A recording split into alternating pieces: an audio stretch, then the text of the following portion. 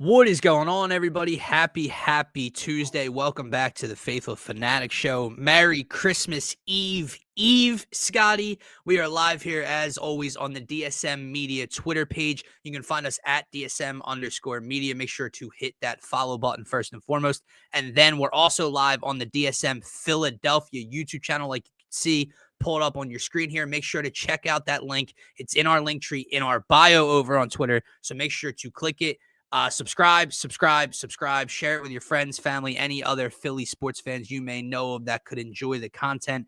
We always appreciate each and every one of you that tap in with us, and it's the only spot that we can see your thoughts, comments, and questions pulled up here with us. I'm on half of your host, Dylan Davis. To my right today, my faithful co-host, Scotty. A fun show, man, with the holidays 2 days away, right? The new year is coming quickly upon us. We got some holiday talk to get into towards the end of the show. We asked ChatGPT this morning, Scotty, with some fun Christmas Philadelphia sports segments we could get into on a podcast, and it delivered, man. AI delivered here. We came up with a little naughty versus nice list between Philadelphia sports athletes and coaches or GMs. We're going to throw those out to you guys and let us know if they would be getting gifts from Santa Claus this year or not. If Santa could bring you one gift for a specific team, what would it be? And then the what's the name? The past, present, and future from a Christmas Carol style episode. One Philly sports moment that still haunts you from the past, the current team we're most thankful for in the present, and one wish for next season for the future. That and much, much more as the Birds clinch the NFC East title on Saturday, taking care of business over the Washington Commanders. Ugly first half. We might be rolling into the postseason for the second consecutive year, with a kicking issue, Scotty. We got to talk about Jake the Make right here, or the Jake not so make. Yeah, but they take I don't care know of about the make anymore. Away. And the Sixers, very, very successful weekend on the back-to-back. They take care of the Knicks as 3.5-point underdogs at MSG on Friday night, and then come home and take down Cooper Flag and the Mavericks 121-114 with back-to-back wins. So a lot to talk about, man. Fun episode. Happy holidays. Mrs. Scotty, happy holidays. She wants Jake out of here. That's her one wish. That's her one gift, Scotty. You get one, and that is it. So they want Jake out of here. We got D-Rab tapping in, Jake the Fake.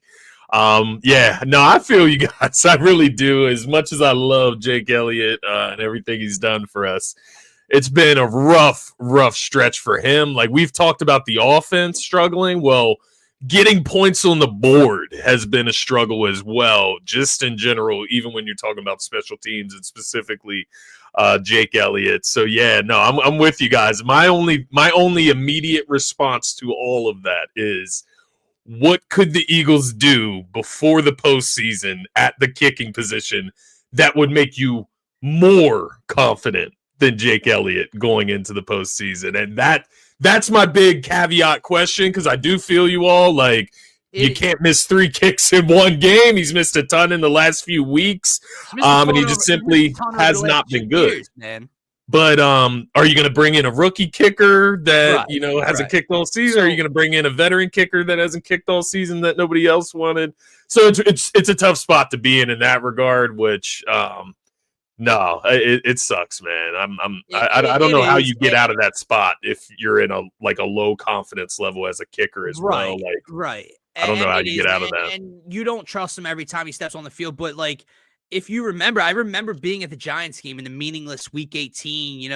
They rested everybody. Saquon didn't go for the record. I remember Jake missed again, maybe twice in that game, and he's getting dude, he was terrible last season.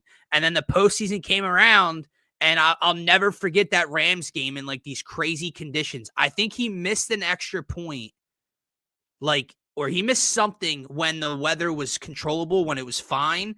And then he started ripping extra points and field goals in the snow and wind and everything. Yeah. And he kind of, bounced back from that point. But kickers are funny, though, man. To your point, you're never going to have confidence in any kicker you would just bring in off his couch or off the street. But they're just funny that, you feel like anybody could do. Anyone that has done this before, you feel like could trot out there and make a 47-yard at the same time. Yeah. So it's just right now, how far in for Jake is it a mental game? Yeah. Because that's what it seemed like last year, and that's what happened Saturday, dude. Saturday was inexcusable, bro. You have one job.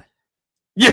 Yeah, I do agree ultimately, man. And I do think long story short, I just think what I'm saying, I guess, is that it's a problem for the future to address. Like this offseason, you go into this offseason, it's time to start thinking about who's going to be the next franchise kicker. You look around the league, there's a lot of young kickers in this league. The guy in our division comes to mind, Brandon Aubrey. Now, he might be the exception or the higher standard, right? Maybe that's not realistic to ask for a kicker that good.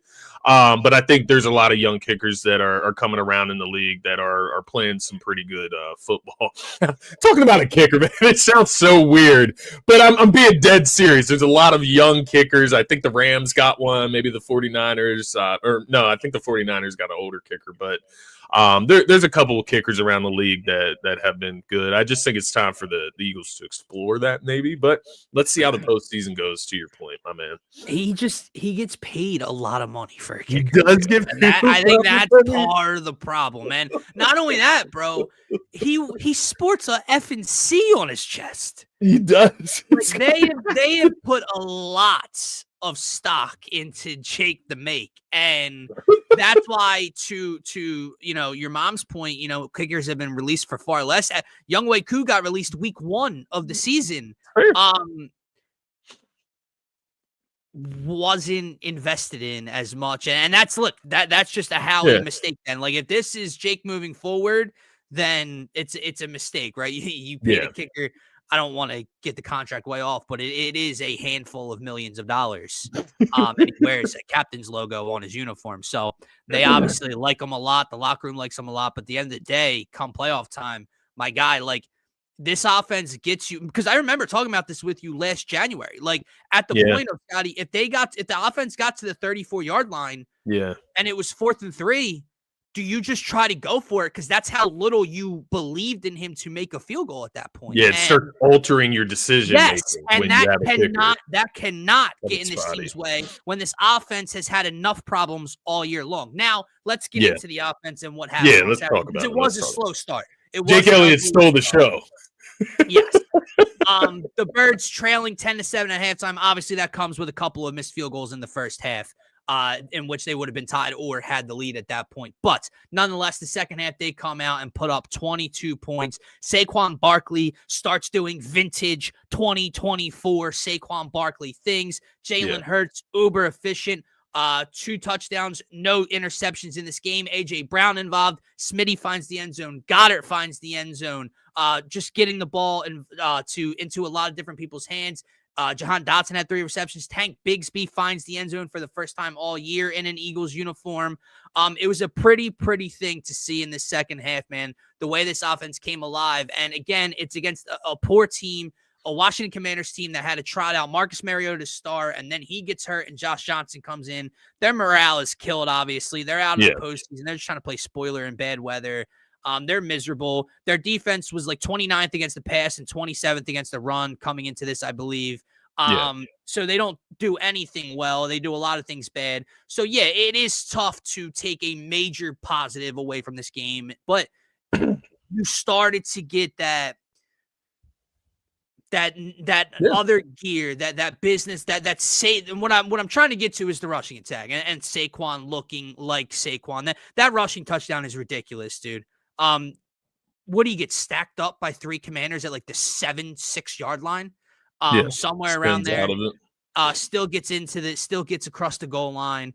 And that's what I'm looking for, right? That it's hitting January soon. We're getting into that winter go home time. And this team feels like that swagger is coming back a little bit. Like that toughness is coming back a little bit. I said it to you the other day. Like, I don't think Jalen completed a pass in the fourth quarter. They ran the ball down Washington's throat when they had a lead in the fourth quarter. Vintage, right? Team of the Eagles of the last 2-3 years. So very positive in the second half. And this game as a whole, I'll even give the credit to the offense. Yeah. I was gonna say, it was a tough first half for sure. But when you look at what was wrong with the first half. I Right. still think it's a positive because it wasn't the offense per se. I mean, there was a couple penalties in there mixed in that you would like to have back that cost you, I think, on a couple of those tush-push plays. Right. There was a couple missed throws / drops. I think AJ had a drop. Maybe Hurts missed him high on one of those throws as well in the first half. But the missed field goals in the first half, you probably go into the half leading if Jake Elliott just makes his field goals. Aside from the missed field goals, you had the fumble to start the game with Will Shipley just giving it up on the first play of the game. And, I think that's obviously another setback. And I think even the defense, it was annoying at times, some of the plays that the defense was giving up, specifically in the first half, letting some of these drives linger on and, the Commanders get into our red zone and such. That was annoying as well. So aside from all of that, I think the offense was pretty efficient nonetheless. I don't know if everyone else has lost you. I lost your audio. Talk again? Oh, really? There you go. Nothing? You were talking. I could see you perfectly. No words were on my side, at least. I don't know if so weird. What did you last year? The defense giving up a couple of plays that were annoying. Okay, yeah, the defense giving up a couple of plays. Aside from all of that, I thought the offense still showed some decent signs early on in this game, getting a lot of people involved early. But you mentioned the biggest thing for the team as a whole was getting that run game going, man. And I think Saquon obviously looked great. The offensive line was getting some push. Now, obviously, it is the Commanders' defense. We know. But at the same time, you want this offensive line, you want Saquon to build that confidence back up as we approach and get into the postseason. And then the bigger thing, and I'm glad Pumper's here for this part of my speech here, because the bigger thing with the run game, I think, was Jalen Hurts using his legs and the ability to get outside, the ability to run out of the empty set formations, the QB draw ability. And Jalen, just quite frankly, looks a lot quicker ever since Brian Pumper brought it up on the show. So I appreciate you, Pump. You motivate number one out there. What was he? 5.7 yards per carry in this game, my man. And 5.6 the week prior. Yeah, so we're seeing Jalen get out of the pocket. We're seeing him get upfield a little bit more. And we're seeing the coaching staff use it more deliberately a little bit more as well. More under center work, man. Under center and the empty sets. Yes, look. That's the go-to. I saw it earlier this week. Is that the identity? Very frustrating to question and wonder what the hell took so long, right? But it feels like they're starting to do the things that work best, not only for this team, but for this quarterback, for this rushing attack. Starting to find them. Starting to put their guys in positions to succeed. The line's not the same as it was last year. You were still missing Lane. All that stuff's going on, and you weren't helping the cause at all. Now they're starting to do that, and what do you know? Saquon's gashing a couple big runs. The rushing attack looks different. Jalen looks a little bit more mobile.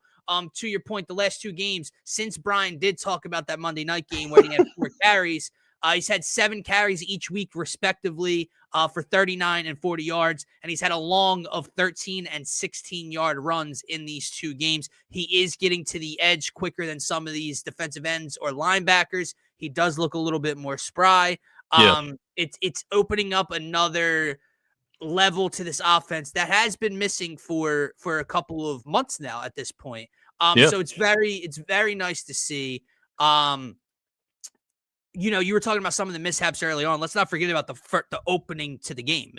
Will Shipley fumbles on the opening kickoff.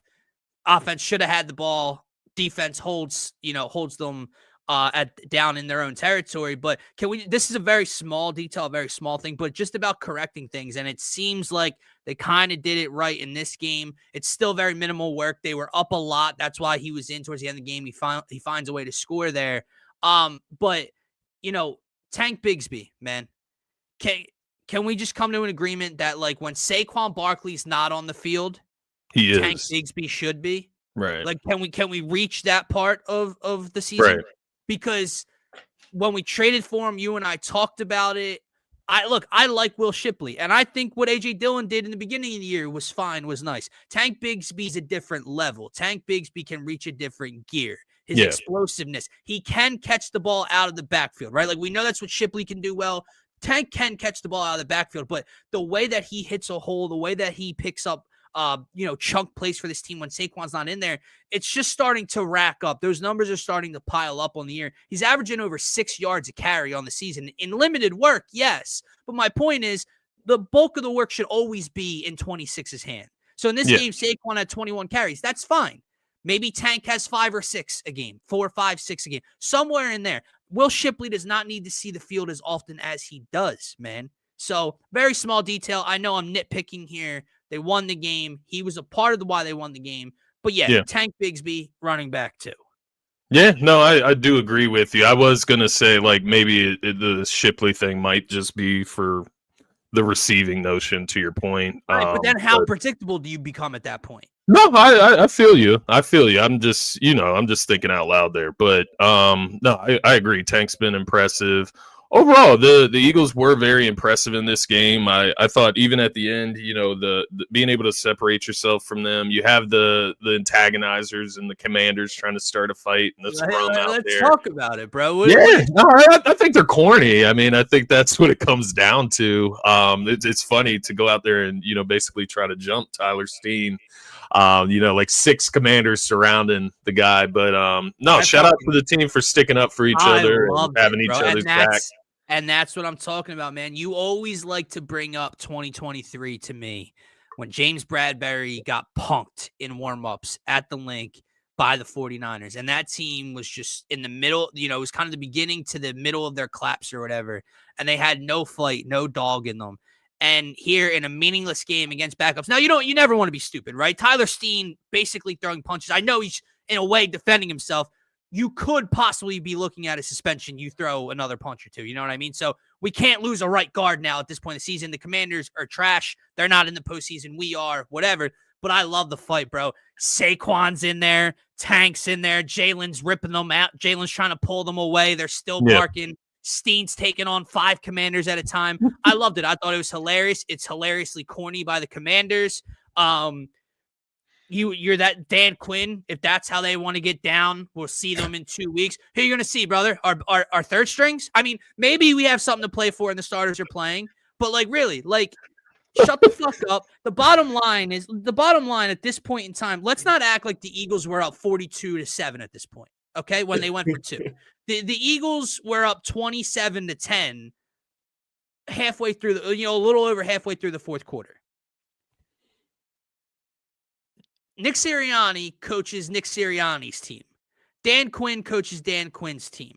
If Nick Sirianni feels like it's in his team's best interest to go for 2 in a 3-possession game, then it's Dan Quinn's responsibility to line up and try to stop it. You don't like it? Stop it.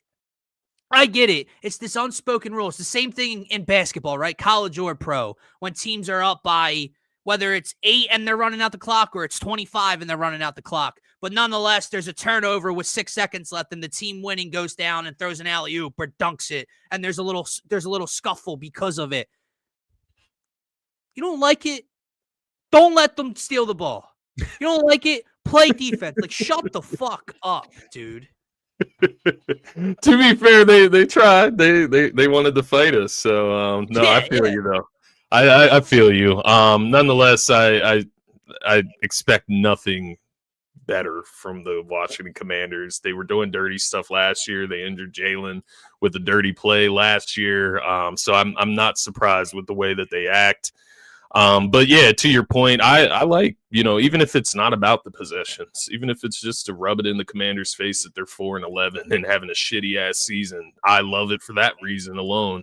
But it does, man. I was thinking about Josh Johnson, the 3rd string quarterback, saying yeah, if they want to be like that, they keep talking. We'll see them again in a few weeks. Dude. But it does bring me to a question for you, my man. And it is just for, going forward, because at the end of the day, this Commanders team isn't a benchmark for us. It's a great mark for us to get back on track, get 2 wins in a row.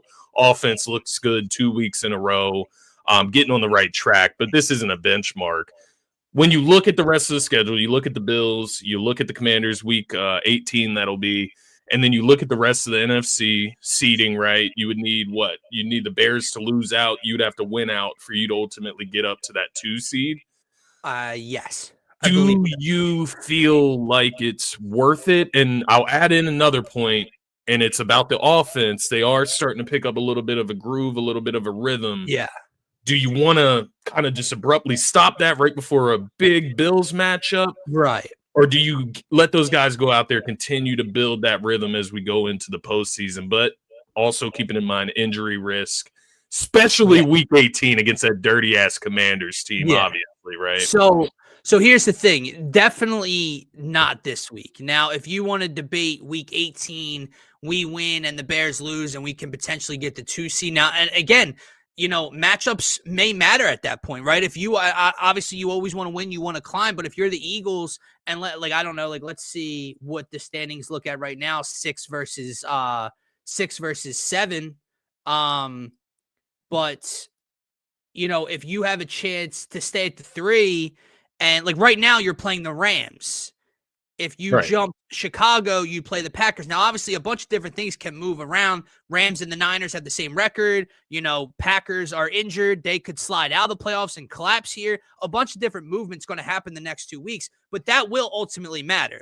If you, let's say the Rams jump up and the Niners jump down to 6, and it's the Niners at 6 or the Packers at 7, that might whoever you prefer there. But it's not going to happen this week. And the reason I say that is the Eagles play before the Bears. So we play at 4:25. The Bears play Sunday Night Football, I believe, in San Francisco. The Bears play San Francisco and the Lions, who are probably still going to be fighting to try to get in over somebody in the NFC wild card at that point. So the Bears' schedule is not easy. The Eagles know if they beat the Bills this week, they come home to play the same Commanders team the week after. The Eagles are very much alive. You go out, you play your game, you play everybody, you play hard, you play your hardest in Buffalo, try to win the game, see how Chicago plays out. Chicago beats San Fran, then, week 18 becomes a rest the starters type of thing. Chicago loses, and it's we beat Washington, Chicago loses to Detroit. They'll put our game before Chicago's. Right. And we'll have to play that one out. Yeah, no, I feel that. That's a great way to lay it out. And to your point, I'm just looking at the playoff picture as well now. And basically, if you get to that 2 seed, you guarantee yourself that you're not going to be hosting an NFC West team, which for my money this season, the NFC West is stacked. They're playing some really good football. Yeah. I would rather play them in the second round if possible. So to that point, you get to the 2 seed. If you can take Chicago's place, you would end up basically booking yourself to play either the Packers, Bears, or the Lions. So it would be interesting to see that play out and have a chance at that.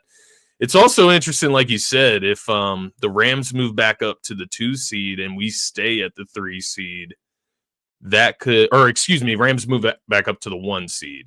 We stay at the 3 seed. I guess I don't know how that would work. If the Bears would jump the Rams, though, for the 1 seed. Nonetheless, what I'm getting at, we would ultimately be playing the Rams, Niners, or Seahawks if we stay in that 3 spot. So, yeah, it does benefit you if you can get to the 2nd spot. Plus, it gives you a longer chance at home field advantage, barring, the 1 seed maybe losing in the divisional round. So, yeah, I think you always play for as high seed as possible. And even to that point of the offense, getting to go against a Bills team that's going to be in the postseason, getting to see our defense against a quarterback the caliber of Josh Allen that's trying to win a must-win game. Correct. I would just like to see us compete in that game in itself anyways. So, that sounds like a perfect plan. We'll see how it goes.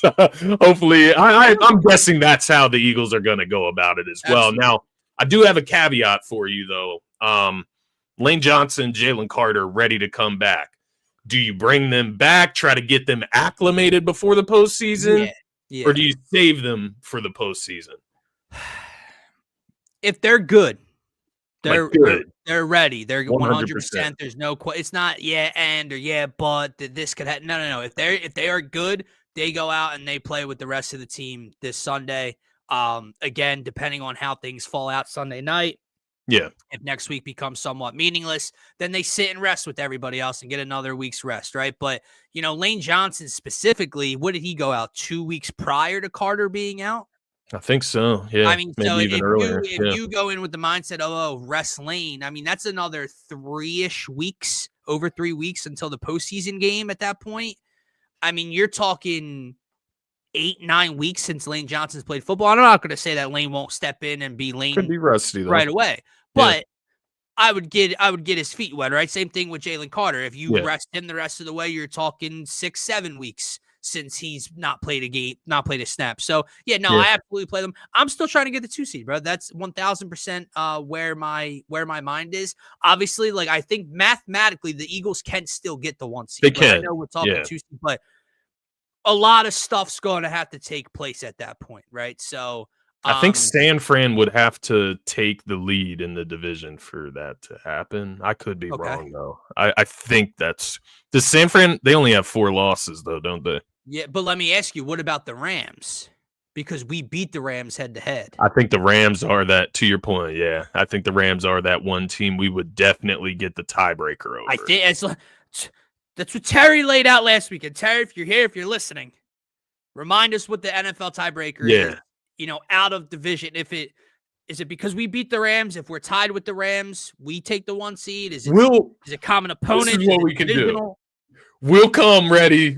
Eagles pregame on Sunday. We'll have it all written down. We'll have it ready to go, and we'll figure it out going into that Bills game. But I'm with you. Yeah, play for the 2 seed and continue to try to get as high a seed as possible. The other negative that I'll throw in from this game this week, Nakobe Dean. I don't know. I haven't heard anything else about the hamstring issue. He left the game, went straight back to the locker room. I heard it was a hamstring. Hopefully that's not long term, man. Wonder if we can not spazzing out here. See, it just says questionable right now. Questionable. On so the that's score. good. Yeah, that's good. So he's questionable. Jalen Carter's questionable. Lane Johnson questionable. That's so maybe you rest Nakobe Dean these next couple weeks. Let Jihad get some reps in, but at least this week, potentially. Again, it all right. If he's good, if he's fine, if that was just kind of more precautionary, it's the Commanders, whatever. All right, then you let him go. But he's good to go. Yeah.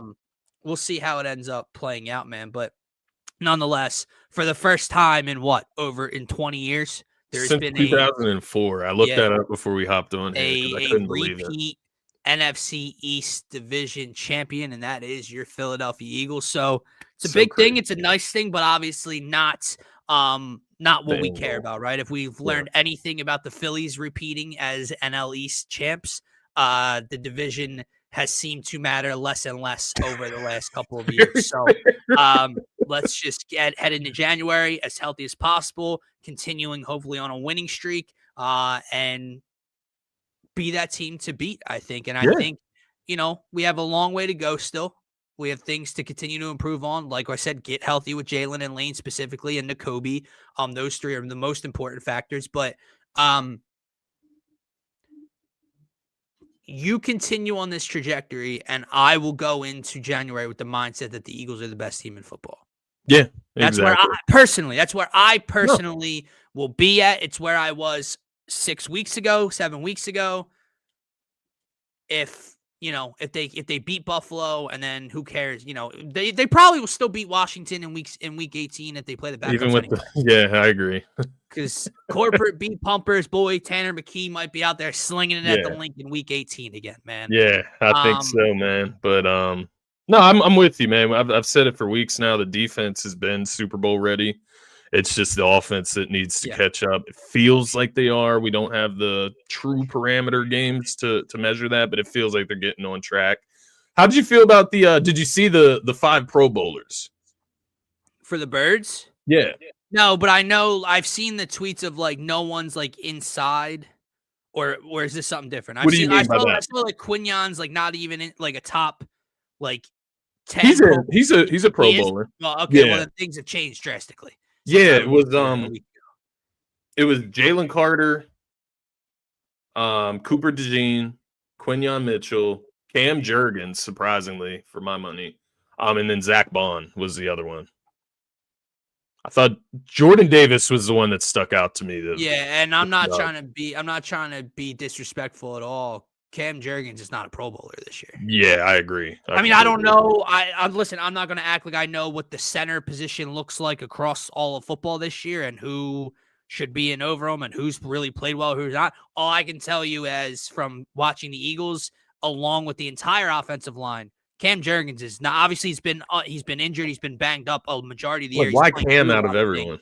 But yeah, Cam Jurgens getting a Pro Bowl, like the center position must be heavily depleted, bro. Right. On top of like his track record from last year, his name probably carries a lot of weight. But at the same time, you would assume a guy like Jordan Mailata's name carries a lot of weight, and Mailata has. That's exactly what I was thinking. That good this year.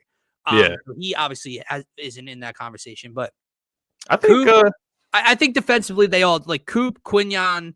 I know Carter's banged up, but when he's playing, he's a top 3 defensive tackle. I was just gonna say Jordan Davis over Jalen Carter. That's all I was gonna say. Not hating on Jalen Carter, but I just thought Jordan's been better this year. But yeah, I'm really happy Q did make it, to your point, because I did see that rumor leading up to this as well that he was like not even in the top. He wasn't like, that's what I'm saying. And this might have been like a week ago, but I just caught myself again. And the amount of times the show I have said 6 to 7, I hate myself. Like and I'm not doing it on purpose. I think like that's hilarious. I think stupid ass TikTok has just programmed me.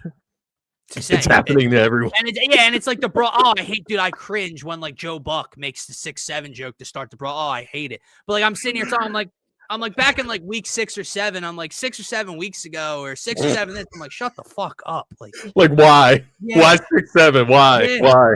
Right. Why not 8, 9? Why not 4, we got to tally up how many times it's said on the show. I almost said it. I caught myself. I was like, I'm about to say it again. Still couldn't fucking tell you what it means, but doesn't have one meaning from my understanding. But I know it's Christmas time, bro, and we're about to get into our Christmas segment. I'm jokingly saying this. I hate children. I don't actually hate children, but like I feel, and I know every generation was weird at one. Every generation was corny. They thought they were, kids. We all thought we were the shit when you weren't. When you're 10, 11 years old, whatever. Just dude, that I thought. Dude, like we weren't this corny, right? We couldn't have not. I hope not. We couldn't have been. There's no way. Did we make sense? Like, did we at least have like context? That's what I'm wondering. Actions. Like, I hope that I did at least. No, I think there was a college basketball, a noon college basketball game about a week or two ago. I had on, it was on ESPN Plus during like a Tuesday, and it was like Kids Day or whatever. So it was like all different like schools from the area like took their kids to their students to the game, and Baylor was playing, and they were at 66 or 65, and they were waiting for Baylor to land on 67. Yeah. They either hit a 3 or whatever it was. They jumped to 68. And like, dude, you heard the kids like booing. Like, and I'm like, there's no way I was that corny. I couldn't have been that corny as a child. I did peep. I saw. I think that it might have been on like Sports Center. They might have covered it on Sports Center even. The only way I find it cute or amusing is like my girl's like little niece. She's literally like 3. Like she doesn't know what it, like she really doesn't know what it means. Like just the way that I don't know what it means, she definitely does. And she just like you'll just hear her say it, and like out of nowhere, like for no reason at all. And like that's funny.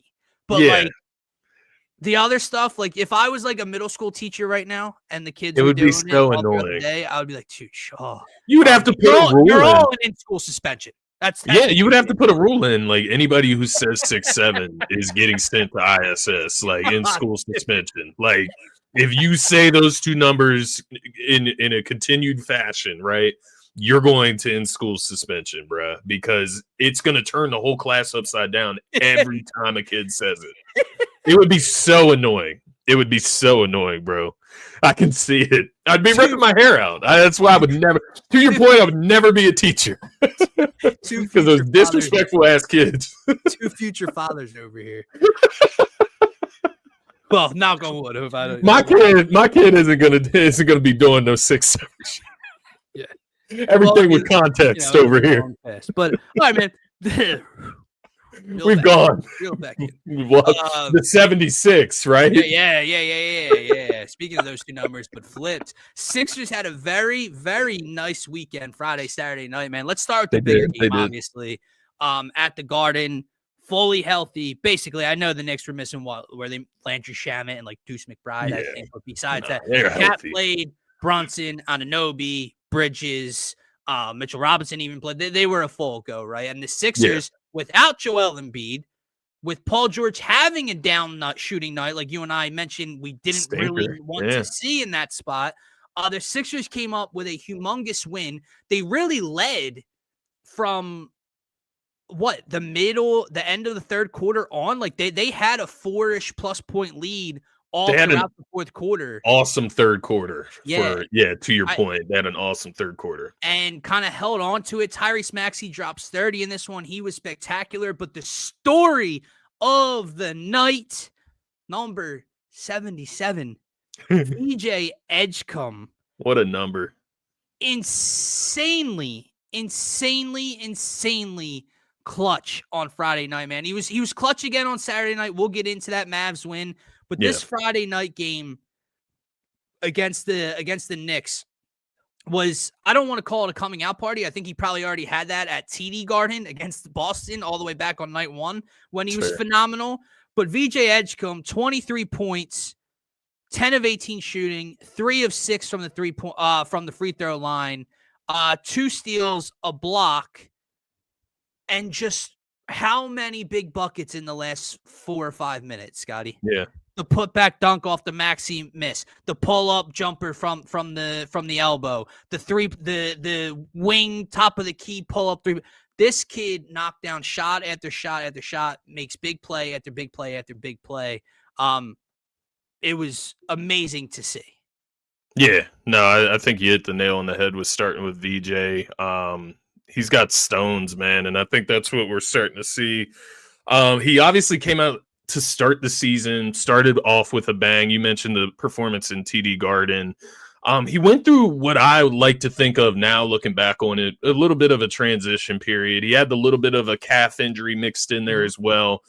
And it was a transition period with Paul George returning. You had McCain coming back into the mix. You had Embiid coming back into the mix.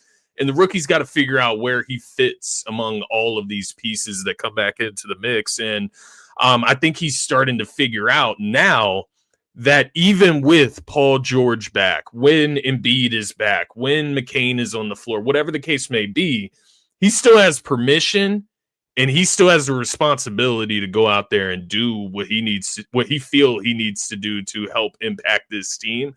And sometimes that is being the second scorer behind Tyrese Maxey. And I think that's what we're starting to see these last couple games, man.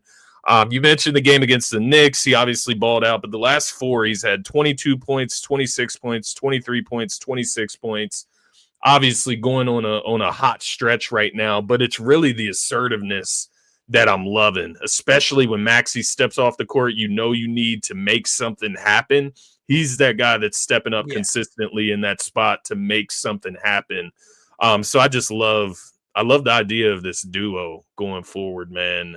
He obviously talked about it after, I think it was after the Mavs game that he talked about the duo with Maxey. He's talked about it all season, but specifically this past weekend, he just mentioned, their expectations for themselves and how they think they can be one of the best backcourt duos of all time.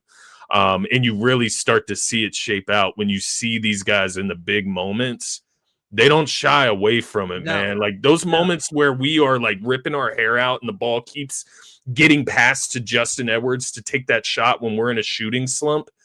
Nah, VJ's going to go. He's going to get you a bucket. Maxey, he's going to go. He's going to get you a bucket. Yeah. And that's what I'm loving about these guys. And then you really start to add the layers with Paul George and Joel Embiid coming back and playing at the level that they've played of late. So, yeah, man, VJ Edgecombe, blessing.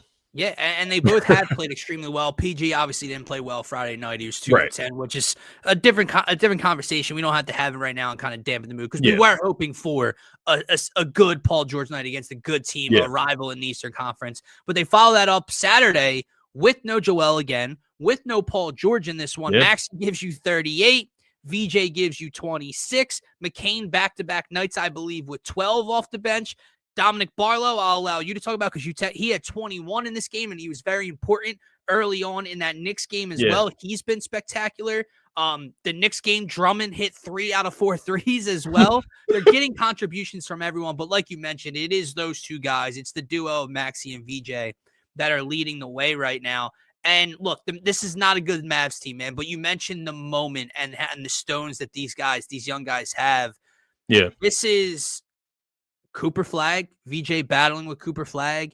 Yeah. Anthony Davis did play in this game. Clay did. Like, this is not a good Mavs team. They're older. There's guys in and out of the lineup. They're not full. I get it. But my point is, like, Friday night, Madison Square Garden, Amazon Prime, full go. You're without Joel. They show up. The next night, second half of a back-to-back, Cooper Flag, number 1 overall pick. Anthony Davis, top 70.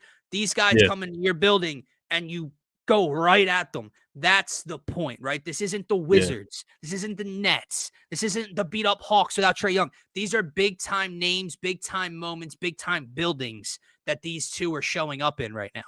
Yeah, no, I think that's a great point as well, because I look at that Knicks win, man, and that was easily my favorite win of the season. That's the signature win of the season so far for me. I think early on in the year, it was the Celtics in Boston, right? That was the signature win. I think we moved now. We just beat the NBA Cup champions in Madison Square Garden at full strength. I know they're on the tail end of it. That's a win for us. That's a huge win for this growing Sixers team. And then you go and you you even build that win up further by winning the next night against a bad not a Mavs team that's not playing well, but have talent, right? You're able to go out there at home on the tail end of a back-to-back, win that game. That's huge.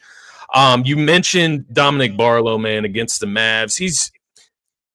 I'll throw Jabari Walker, Andre Drummond as well, having a bounce back season. These guys have been humongous for this Sixers team of late.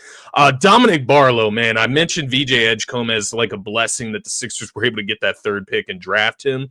Dominic Barlow is a blessing that you have on a 2-way contract, which is just insane. We've been asking for a player like Dominic Barlow for, I don't know, since we've been doing the pod together. We've been asking for a connector piece to the Sixers squad at the power forward spot.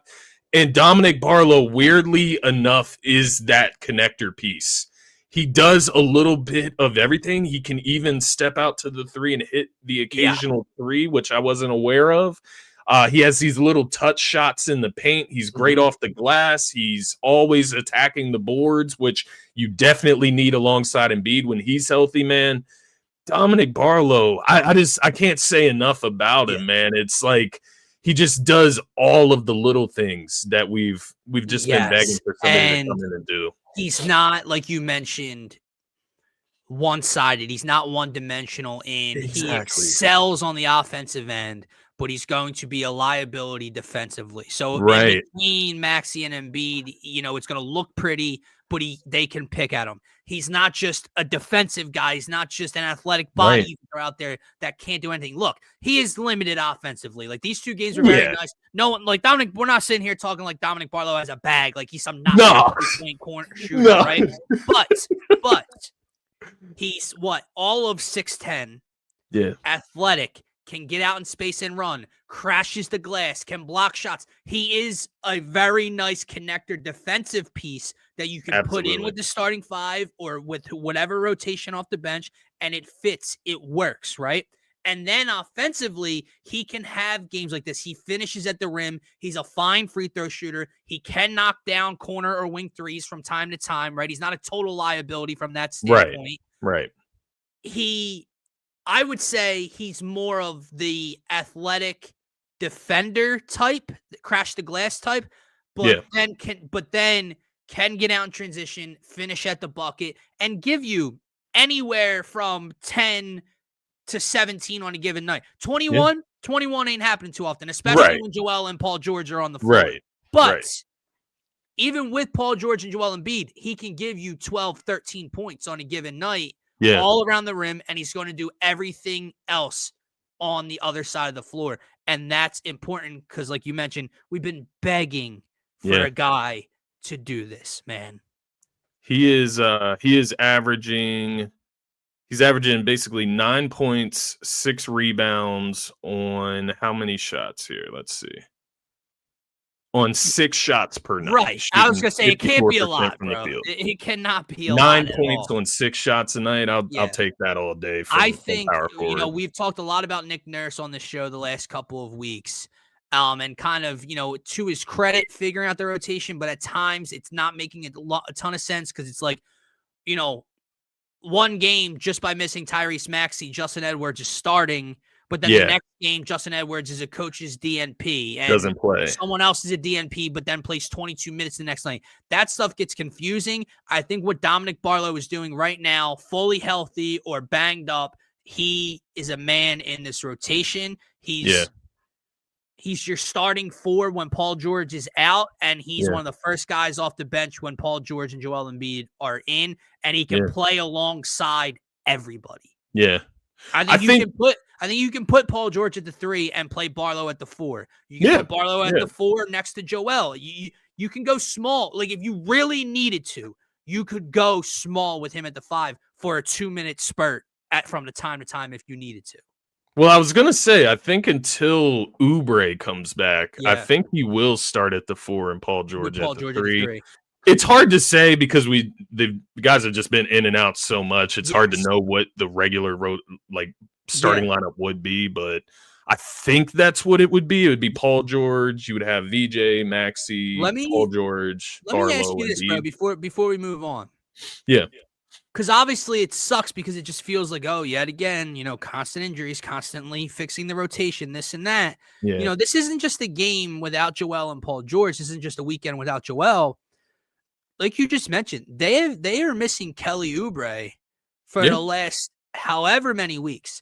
They have been missing Trendon Watford for the last however. Those are 2 very valuable 3 and 4s. Yeah. That are going to be in this rotation that can start or be a 6th or 7th man off the bench, and they will be right now. Maybe that makes things ultra confusing for Nick Nurse, right? Like at that point in time, what the fuck do you? Because let's just do this math, right?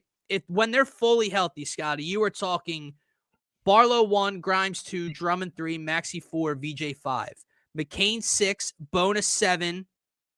Oubre 8, Watford 9, Paul George 10, Joel Embiid 11. That is not including a Justin Edwards or a Jabari Walker, which I'm fine with. Like, I'm fine with those 2 coming out, but that's still 11 guys. Yeah, it won't be that extended in the playoffs at least, but especially in the playoffs. So, we're at a weird point where you and I loved what we've seen out of Trendon Watford when he's been on the floor, but we also really like what we're seeing out of Dominic Barlow.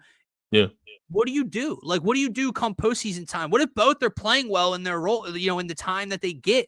I don't know. Like, do you, at that point in time, do you say fuck the idea of the short bench? Like, obviously the starters are going to, like, Maxey's going to play 40-plus minutes in the postseason. VJ's going to play 40-plus. But, like, besides them, like, do you allow the bench to stay deep? Does that make sense? Yeah, I think when you think about Barlow, Walker, Trendon Watford, I think you just go with who's playing well that said night. Same thing with Adem Bona and Andre Drummond when Embiid's healthy. I think matchup base, who's playing well of late, those are the guys that will get the nod. When you said Watford, I'm sitting here thinking, man, like the way Jabari and Dominic Barlow have played, maybe Watford wouldn't be in the rotation. I don't know. Because, like, I look at Jabari Walker and I'm like, well, he does get up on the defensive side of things. He does hit the boards hard. He does do all of the hustle plays where Watford's more of like ball in the hands type of guy. He's more of a facilitator. Right. He likes to push the break a lot. He'll help a little bit rebounding. He's not the quickest to be effective on defense. So I start to think of two-way impact. I think Dominic Barlow's locked in, and I think he is a guy that's in the rotation. I think he has to be. But it's interesting. You mentioned like the in and outness of the guys right now, and we got this illness that's going around the team, like a corpse right now. VJ was added to the injury report tonight, along with Grimes and one more. Is it Barlow? I think I think Barlow's on there now too with the illness. Embiid obviously still trying to come back from the illness that he picked up. So of course, right now the Sixers are 7-3 in their last 10. They're on a 2-game win streak. They're the 4th seed in the Eastern Conference. That's what I was. And we're going to go through a stretch of illness. Yeah. But you got the Nets tonight. That's what I was getting at. You can't fall asleep tonight. Go out there. No. Let's get third win in a row. Yeah. Let's continue to improve this record. Continue to move up those rankings. That's what I was trying to steer it with, and I kind of went off in the wrong direction for a second. Speaking on what do you do when they come back? What I was really trying to get at was this team's 4th in the Eastern Conference right now. They just picked. They had a very successful weekend, and this is without Paul George, Joel Embiid, Trendon Watford, Kelly Oubre Jr. Like that, what I was trying to get to was the excitement of that, right? This team led by these 2 young studs are winning big basketball games, winning a decent amount of basketball games, putting their team in a position to be a top half seed. And the cavalry, one would assume, is coming. Yeah. Will be there at some point. So, because at least it's illness and not knee. Right. Like that is at least it's illness and not hamstring. Kelly's knee and Watford or whatever, but we'll see how things go tonight, man. And obviously hopefully they have a very good holiday Christmas break the rest of the week, and we'll be excited to talk about them next week. But before we get out of here, there's over 50 people in here right now. We got a fun segment. We'll see how this goes. Never done this before. We're involving Chat GPT in the conversation right now, but mentioning those 50 people, only a handful have commented so far, which tells me most of you are watching over on our Twitter page. If you are commenting, we can't see it through StreamYard for some reason still. Probably will never be able to. So that's why it's important for you to check out the YouTube link. It's in our bio. Make sure to subscribe so you can get into the conversation like my man E-Money Bentley is doing over here, like Mrs. Scotty is doing, like, yes, Corporate Pumper is doing. He's been quite, have you noticed this? I don't mean to get too off track, Scotty, but very, very involved in the comments a few weeks ago after Jalen Hurts had a meltdown on Monday Night Football. Very much involved in the show. He didn't tune in last week. Right. And he made one comment today talking about Justin Tucker. Nothing about anything else. No positivity, no compliments. No it's convenient. Just, now they'll lose to the Bills in a 4-point game, and he'll come on next week. And for some reason, as an Eagles fan, why Jalen isn't Josh? Like it's positive for something, but just found that funny. But Pumper, if you're there, VJ stretch of late. Crumb. Yeah, it's looking good, pal. But if you are still listening, and whoever's out there right now following along, comment along. We asked ChatGPT to give us some fun Philly sports-related Christmas segments, some conversations, and here's what they responded with. If Santa was a Philly sports GM, Scotty, who is on the naughty versus nice list from the Eagles, Sixers, Phillies, and Flyers? So we can throw out however many names we want. Commenters, if you have any, you can even come up with past names, past players and athletes and everything. But I went with one representative from each team currently, and we'll see how this goes. It's too easy to say a name like, Tyrese Maxey. Well, do you think he's on the nice list, Scott? Yeah, no shit. Okay, so I couldn't go there. This was kind of difficult, guys. But play along, follow along. First name up, Scotty. Let's start with the big one. A.J. Brown for the Birds.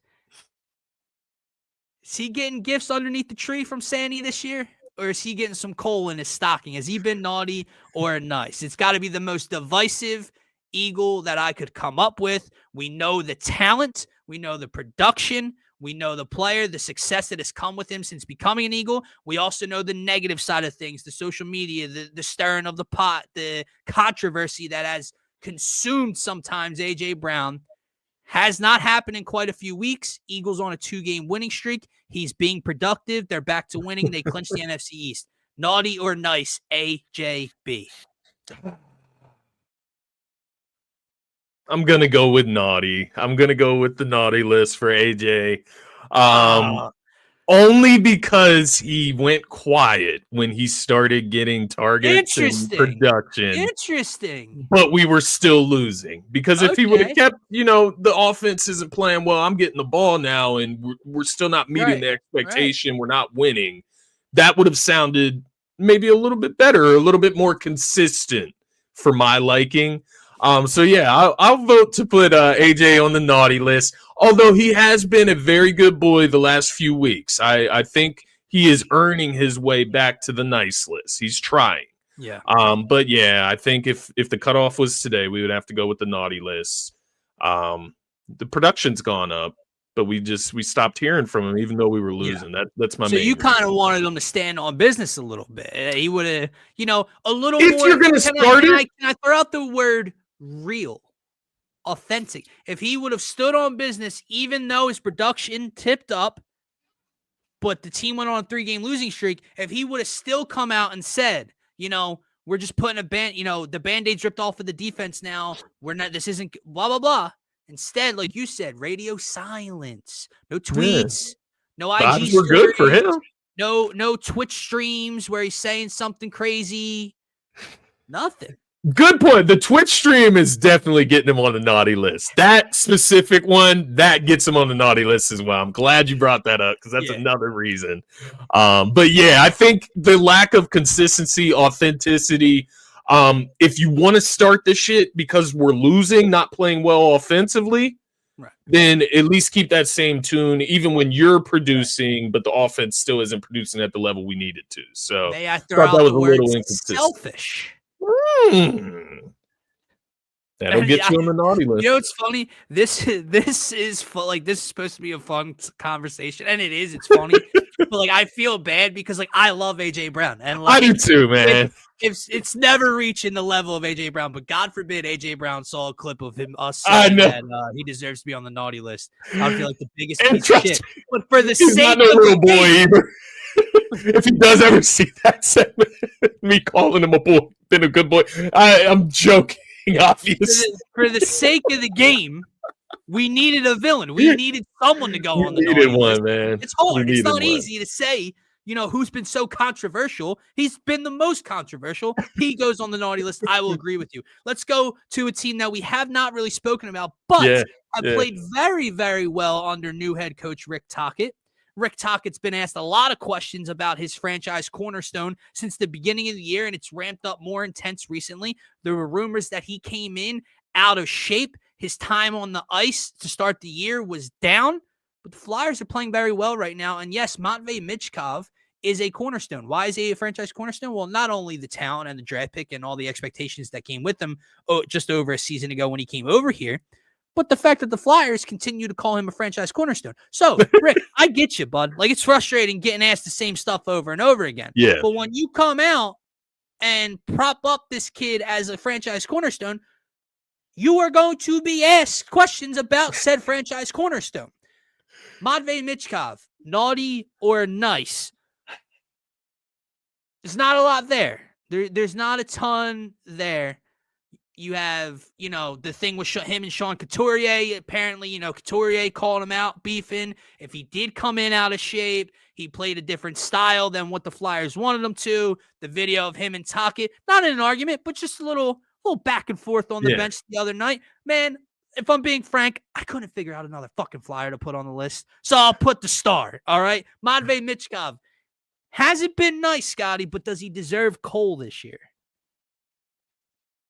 Yeah, we got to start him off early. He's 21 years old. We got to set the right, expectation moving forward as the franchise cornerstone. Yeah, he's getting some coal this year. You can't come in out of shape. You can't argue with a team captain. You can't argue with the head coach. So yeah, I think he's getting a big lump of coal. On a different day, we may go with head coach as maybe the guy that's getting the coal. On a different day, maybe if it wasn't his first season, right? Yeah. Maybe we would look in that direction. But I think in this case, it being a 21-year-old, a young guy that you need to groom into be your franchise cornerstone. Yeah. Let's let him learn the hard way. That's how I had to learn at 21. So it's how Motte is going to have to learn too. Let me just point out, man, even though we have not talked much about them, the people that don't know, and this is before Scotty and I even met, when I first started the Phaithful Phanatics podcast years ago, this was a major Flyers platform. And it was. Sure, you want to call me a bandwagon fan, you want to call me a bandwagon podcaster because when times got rough following the COVID playoff run, that the content went down. Well, that's on you guys, because who wanted to tune in and listen to me talk about the rebuild Flyers? Okay, nobody. So now I'm a little hesitant to jump right back into it because they're playing well. But let me just throw out there, Scotty, that this team is second in the Metro Division. Yeah. 5-2 win against the Canucks last night on the road on a back-to-back. National TV tonight against the Blackhawks, sub 500 team. Flyers are slightly favored in this one. Flyers playing very, very overall good. For those, if you really aren't a hockey fan, the Flyers, for expectations, the Flyers record is 18-10-7. Well, I'm not trying to sound like an asshole. If you don't know what the 7 means, the 7 is overtime / shootout losses. Games they like, you win in overtime, that goes in the win column. You lose in overtime or shootout, that goes in the third column. So you still get 1 point instead of 2 or 0 if you lose in extra time. So technically, if you want to be technical, they're 18-17. But that's not the way hockey works. So with that said, they are second in the Metro Division. They're playing very, very well for a young team that, is, I guess, ahead of the curve right now. It's early. It's not even January yet. We'll see where the season continues to take us. Yeah. But I like the direction our Fly guys are headed, man. I'll agree with you. For the sake of the game, I will put Matvei Michkov. You know what? No, I disagree. I'm gonna spoil the kid. He comes over here. Maybe he doesn't know the language too well. He was the star over here. He played a different way. He's on a he's trying to learn. Scott, he's trying to learn at rapid speed. You're giving him the Embiid treatment. We need it sooner. We need it sooner, Matvei. Nick Nurse for the Sixers. Naughty or nice, man. Nick Nurse. Not controversial in the sense of has been in the media, stirred the pot, been an asshole kind of thing, but controversial, divisive in the sense of you and I have kind of hopped the fence quite a bit the last year, especially this year with Nick Nurse. I think he deserves a lot of credit. They are fourth in the East now. He's dealing with injuries and guys in and out yet again. It's not fair to him. But on the other side of things, there are a lot of things that I can point to throughout games or just overall where Nick Nurse infuriates me. So, Nick Nurse, naughty or nice? This one varies depending on, I guess you could say the week. But I think if you would have asked me 2 weeks ago, I would have probably put him on the naughty list. But as the season plays out, things are starting to feel a little bit more positive. We've been playing much better of late. And I have liked some of the things that he said in the post-game press conferences, specifically about Jared McCain recently. And his usage, it showed that he does have confidence in him as a young guy. The willingness to throw Dominic Barlow into the starting lineup, being a two-way player that doesn't have a locked-in contract like some of the other guys on this roster, I think that takes some guts. I think, adjusting and having to put this team out here without Joel Embiid or without Paul George or without both or without McCain or without Maxey with an illness this season, to have us in the 4th spot in the East, I think if you told me that at the beginning of the season, I would be very, very happy. Agreed. Still want to see the late game execution pick up. I want to see that look a little bit better, but I still think as you think through that has to do with people who are available in those moments consistently, right? In order to figure out who's going to be your guy in those moments. So I like the way Nick Nurse is managed. I like the way he's kind of orchestrated the rotation as of now. Didn't like it maybe 2-3 weeks ago. I like it now and where it's going. Just want to continue to see that get ironed out as we move forward. But I'll go with Nick Nurse on the nice list, man. He's dealt with a lot of shit since coming to this city and coaching this team, man, honestly. But I'll agree with you. I'm with you. He does get on my nerves sometimes. I agree. I think the things that are a negative towards Nick Nurse, I don't think warrant the naughty list. And then the positives start to balance out the scale here, and he'll find his way with some stocking stuffers this year. Last one. Dave Dombo. Dave Dombrowski, another divisive guy over the last couple of years around the trade deadline time, around off-season time, especially right now. You know, the Phillies have gone out. They brought back Kyle Schwarber on why am I drawing a blank? Schwarber's on a 5-year deal. Yeah. They go out, they sign relief pitcher Brad Keller. Nick Castellanos probably on his way out. Matt Strahm then traded. So sign Adolis Garcia, some back and forth things, right? You know, you can like the moves individually, but not really see the big picture here. I know a lot of fans are upset with him, maybe upset even with owner John Middleton in terms of opening that wallet fully. Dave Dombrowski, naughty or nice?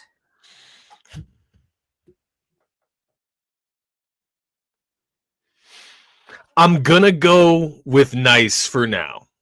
It's set to change dependent on how the rest of the offseason goes. But for now, I think he has made some moves that show that we're going in at least a different direction. Yeah, you stole the words out of my mouth because I was going to say a right direction, but I don't know if that is the case. We talked about that last week a bit, but it is a different direction, and I think that's what a lot of fans asked for.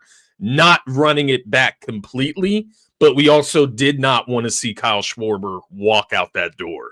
Right. So I think when you add that in, add Kyle Schwarber back to the mix, we wanted him locked in. That's a cornerstone for us right now, going towards a World Series win. Now we start to see the roster and the signings gravitate towards some of the other names maybe exiting, like the Castellanos of the world. So I'm going to give him the nice list for now. It could change. What about you? How you feeling regarding Big Dom, man? Oh, take that back. You don't get that. You don't get that. I take that completely back. He does not get Big Dom. That belongs to somebody else in Philly. But I give him nice. I feel like, you know, I've kind of become a Phillies apologist in a sense, and I don't all the way like it. You know, this team has continued to let me down. They've let everyone down in different horrifying ways at the end of postseason runs. And then Dombrowski, you know, we can sit here and talk about his trade deadline misses and hits. You know, obviously Bader was a good deadline signing, but the one before that was, you know, the Austin Hayes signing. At the end of the day, what you can really look back on and say is, why has that always been a need? Why have you been looking for the power bat in the outfield? Well, you were looking for Harrison Bader because your signing of Max Kepler didn't pan out, right? The year before that, you really did nothing to address it, and you went out and got Austin Hayes, and then that didn't pan out. You can look at a lot of different things, but at the end of the day, this is a team that is top 3 or 4 in payroll since 2022. They do spend. They are active. He is aggressive. You know, obviously it didn't work out last year. The dude went out and traded for a top 3 closer in baseball in Johan Duran, right? Yeah. He did get Harrison Bader, so his deadline was very good. You can argue that he didn't do enough in the postseason and created these holes. But I'll give Dave Dombrowski, I'll put him on the nice list, man. Let me throw one more to you before we move on to our other fun segment and wrap up the show here. Because I feel like this maybe should have been the better Phillies fit. I was just thinking personally for myself, Dombrowski for the offseason moves. Topper, Rob Thompson, the most, I guess, controversial figure in Phillies land right now. Not with anything specifically. I'm just saying, fire Topper, love Topper. Fire Topper, love Topper. This fan base is right down the middle when it comes to that, man. So with the offseason letdowns, I guess, you know, you can look back at some of his decision-making in the postseason again this year. Topper, naughty or nice? I'm going to go with the nice list again, man. I don't put a ton of blame on Topper. I don't put the most blame on Topper is the way I would phrase it with the Phillies. It ultimately, we talked about it last week as well, that top of that lineup, man, and their ability to produce in the big moments in the postseason is what I look at the most. So maybe Topper just doesn't get anything. He doesn't get coal or or any stocking stuffers either. But yeah, no, I struggle to put him on the naughty list. It's not his fault that he was extended after the season. What's he supposed to do? Decline the extension? Like, no, he's going to try to go out and win a World Series with his team. Ultimately, it was the Phillies organization that makes that decision to keep running it with Topper, and we'll see where it goes, man. But yeah, I don't know. I guess I'm indifferent on that. I don't have like any ill feelings towards Topper personally. No, I think my problem here is I'm a Topper fan. Like, don't get me wrong, I'm not blind. I can see when people get upset. I get just as upset on a game-to-game, different games, different scenario type of basis. Whether it's pulling Zach Wheeler too early in the World Series, whether it's leaving someone out there too early, this past postseason, right? Running David Robertson back out there to start the inning, which ultimately collapses game one and changes the trajectory of that series in the postseason. So, like, I get it. But I just look, body of work. And at the same time, I understand you got to come up in the bigger moments. And that's kind of been the problem with the whole team, the lineup, everybody. And maybe it starts with him of shrinking in the postseason recently. But, I mean, the dude's going, as long as he stays here another 3 years, the dude's going to be the most winningest manager in Phillies. Like the best winning percentage in Phillies history. He's already there, right? They've been to the playoffs each of the last 4 years, same as Nick Sirianni. They've only been to one World Series, lost it, not 2 Super Bowls, won one. So it's not that level. I'm not saying that. But since Rob Thompson took over for Joe Girardi all the way back in 2022, the Phillies have done nothing short of win a lot of baseball games. And I get that's going to mean this much to people. And pretty soon it's going to start meaning that much to me as well. I understand I'm giving them maybe too much runway. They win a lot of baseball games. They're top 5 in payroll. They have star power. To me, the star power has to show up. And that's kind of where I'm at with everything. Right? It's interesting, man. Going through that segment with the Phillies, it made me think, and specifically about Dave Dombrowski, it made me think about Daryl Morey and some of the conversations we've had around him the last year or so, I would say. Because you have the Paul George signing, the max contract. You have the Joel Embiid extension, right? That it looks real sketchy right now. Yeah. But he has brought in Jared McCain. He brought in VJ Edgecombe. He found Dominic Barlow. He brought in Tyrese Maxey. Yeah, I'm forgetting all the way back then. We do have that first round pick of the Clippers from the James Harden trade that is looking golden right now. So it's he's another interesting one, man, where I would really struggle putting him on the naughty list as of right now as well. Tough. Caleb Martin. He signed Caleb Martin, but then got off the contract by trading him for Quentin Grimes. He got off of the Al Horford contract. It goes back and forth. So. He's very, you can applaud the James Harden thing and then hate it and then like it again. There's a lot of different ways. There's a lot there with Dombrowski. But let's run through this, man. Unless you have any other past players, current players, nothing. Last thing, again, TR, what's going on, my guy? Feel free to throw out whatever you think as well. Not that segment. What are we doing here? Christmas Carol. That's correct. Past, present, and future. So let's start with the past. Scotty, give me one Philly sports moment that still haunts you. You don't have to just give me one because I got a couple off the top of my noggin. But give me a Philly sports moment that haunts you still. I've got 2 in mind, maybe 3. I kind of go back and forth on the third. They're all pretty recent, I would say.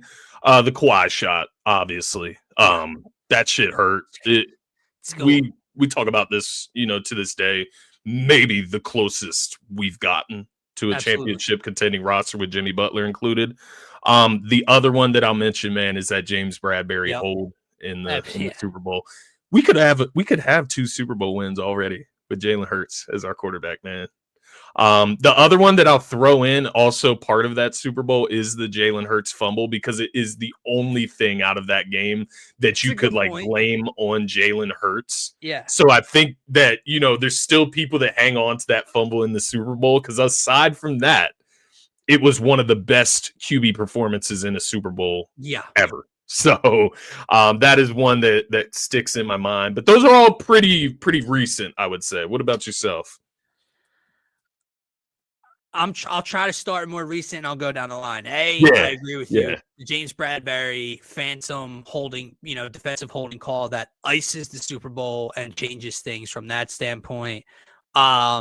You have the Kawhi, quadruple bounce that knocks us out of the postseason and, before overtime of a game 7. I can give you Joel Embiid throwing an alley-oop to himself in game 1 at Madison Square Garden. I was at your house watching that game, and his knee has quite literally never been the same from that moment on, and they lose that series in 6 as he tries to come back. That's a good one. What else do I got for you? I will never forget Yordan Alvarez sending a baseball 6,000 feet to center field in Houston over Jose Alvarado's head after Topper pulls Zach Wheeler. Go back a little bit further into my childhood. Pain. Speaking of the Flyers earlier, I will never forget Patrick Kane, who should have been a Flyer if not for the NHL draft lottery, who turns out to be one of the best players of our generation. Scores an overtime goal in game 6 in the Stanley Cup Finals in Philadelphia against the Flyers. I believe that game was in Philadelphia. So they got to celebrate on our home ice. What else do I got for you? There's a lot, Scott. There's a lot that goes on in the back of my mind. I can give you one that, obviously doesn't like haunt me in the sense that kind of changed. The Alshon drop is up there. That's the one I was going to say, versus New Orleans. But I'll give you one from my childhood that I'll never forget from a personal standpoint. I believe we had to have traded him. When Brian Dawkins became a Denver Bronco. Oh, damn. Yeah. I'll never forget Doc leaving. So.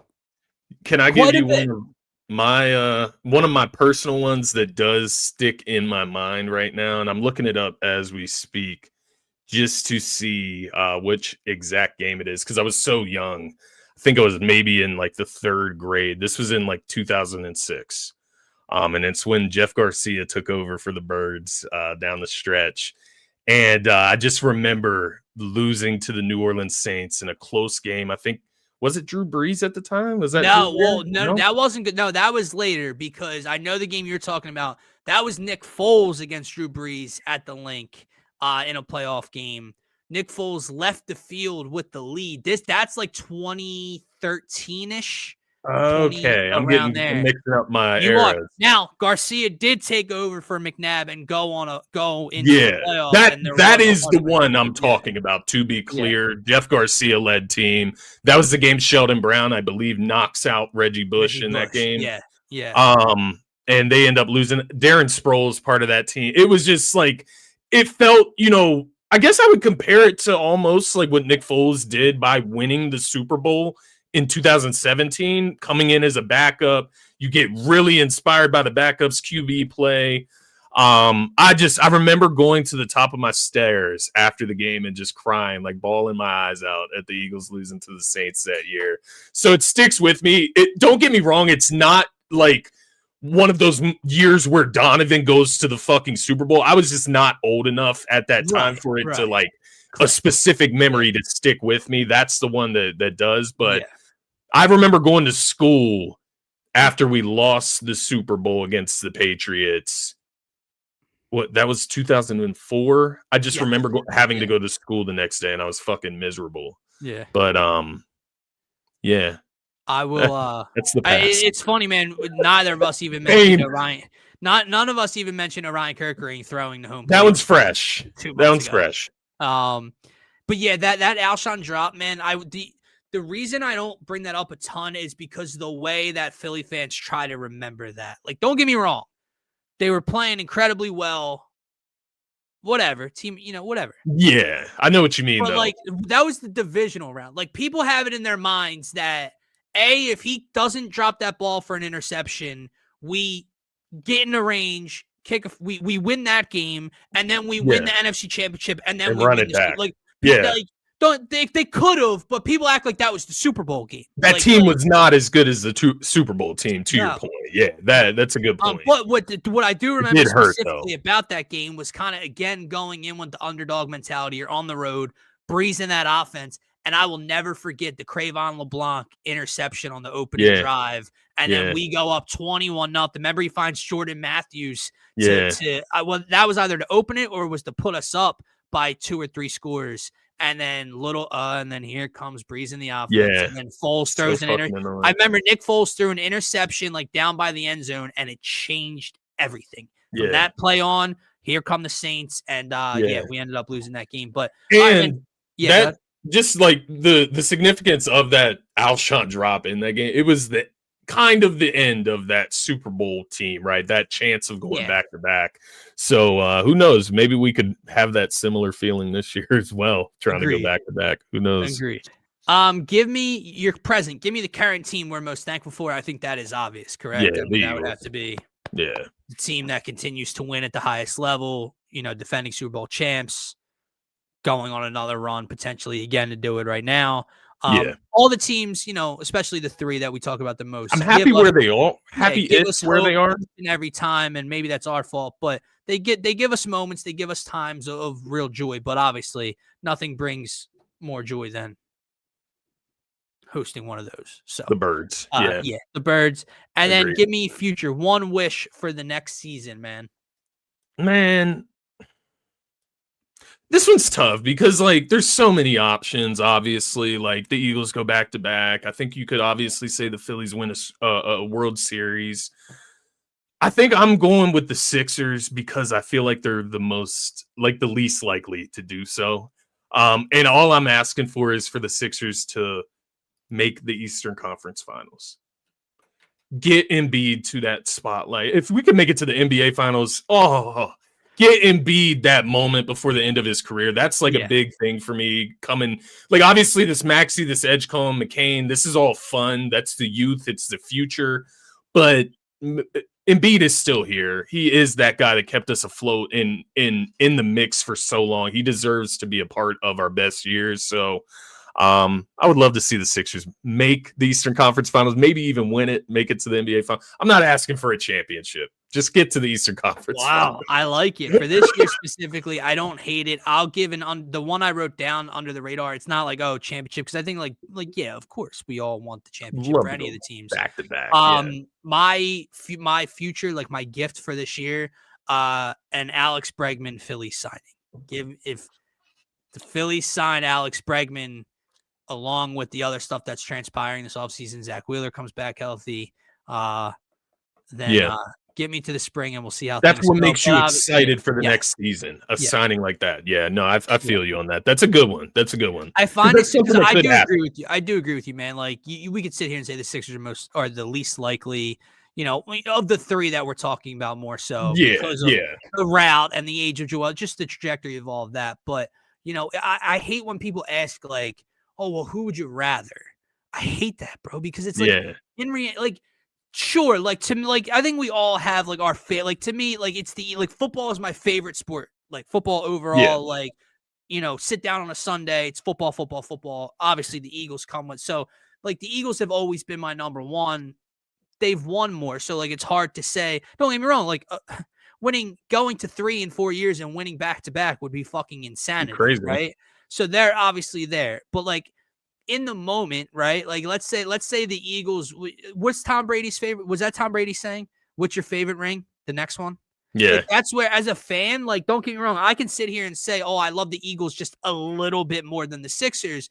But if the Eagles win the Super Bowl or don't win the Super Bowl, and it's June, all I'm going to be caring about is the Sixers winning the NBA championship.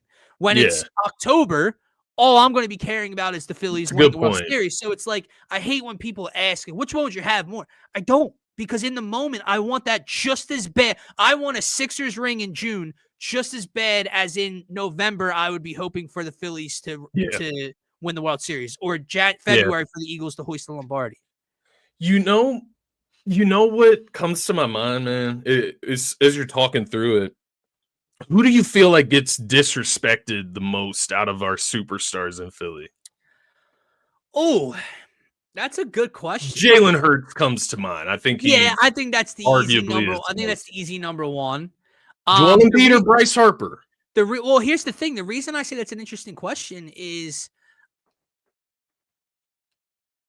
I mean, between those two, I think it's Joel, because I think I said this to you before, and no one loves Bryce Harper more than I do. But we give Bryce Harper this runway, and don't get me wrong, like he deserves a lot of freedom, right? Yeah. But like we crushed Joel for shortcomings and everything and injury, and then it's like we don't. And So I it's feel like like Joel gets crushed by opposing fan bases as well. yeah, Where that's true. I feel like That's Bryce true. doesn't get, That's but true. maybe I'm just not in the The MLB problem circles is to hear that. there's idiots everywhere, and a lot of Yeah. them reside in what you and I would love to do one day, and that's Yeah. when Bryce Harper doesn't run as fast as he can to first base or is in a slump. And oh boy, the good old boys at a certain station Exactly. are talking about his lack of effort, bench him, this and that. Like, so it's tough, man. Idiots crushed them. You can't blindly just follow them because they've been great in the past. I understand that. Right. But yeah, Jalen for sure is like the most universally like disrespected star that we have, right? So it's like if he goes back to back, what can anybody say about him as a they quarterback? still, They'll Scotty, find brother. They will. I think the hard truth that I've They learned will. Yeah. is that he could go on to win the Super Bowl again this year. Yeah. Win Super Bowl MVP this year. And in week 5 of the 2026 season, if he has 2 turnovers or the team is 2-2 after 4 weeks and the offense looks a little lethargic, you and I will be on here on a Monday. Yep. And the same people will be in here talking the same type of nonsense they do right now. Yep. I'm not sitting here claiming that Jalen's going to go on to win the Super Bowl this year. I'm not saying he's going to win the Super Bowl MVP. Not saying he's been perfect this year. But my point is, I honestly think Jalen Hurts could win as many Super Bowls as Steph Curry has NBA championships. And the next season, people will still question how talented he is or the type of player he is and everything that goes with it. And the team around him, right? Jalen Hurts could win 3 Super Bowls before Joe Burrow or Josh Allen or Lamar Jackson get to 1. I know Burrow's been to 1 already, but you get my point. And they will still talk about how you'd rather have Lamar Jackson than Jalen Hurts. Yep. It's just kind of what it is. So, yep. You know, just thank Santa that Jalen Hurts is your quarterback in Philadelphia. Thanks Santa for Joel Embiid, right? Thanks Santa for Bryce Harper. Thanks Santa for all of our stars, man. We're in a decently good spot sports-wise when you look at the whole picture, right? And, take away like the nonstop championship aspirations as the fan. We're in a pretty good spot from a competitive level of our teams in each sport. So I'm pretty happy with that, man. But happy holidays to everyone out there. Sir. Yes, sir. Everyone, enjoy the rest of your week. Scotty and I will be live tomorrow, late morning, probably around like 11:30 on the Turf Talk YouTube channel, as well as the DSM Twitter page. So make sure to check us out there. As always, follow us on Twitter at DSM_media. Again, there's 60 people in here right now. I know it's not a ton, but I know that way more are watching on Twitter than you are on YouTube. So do us a favor, do yourself a favor. It's better. It's more enjoyable to watch. You can be interactive. You can comment. You can rip us. You can hate us. Whatever you want to do. Just subscribe to the YouTube channel. Tune in on there instead of Twitter. It helps us out greatly. For myself, for Scotty, for DSM, have a great rest of your day and enjoy the holidays. Peace, everybody. Happy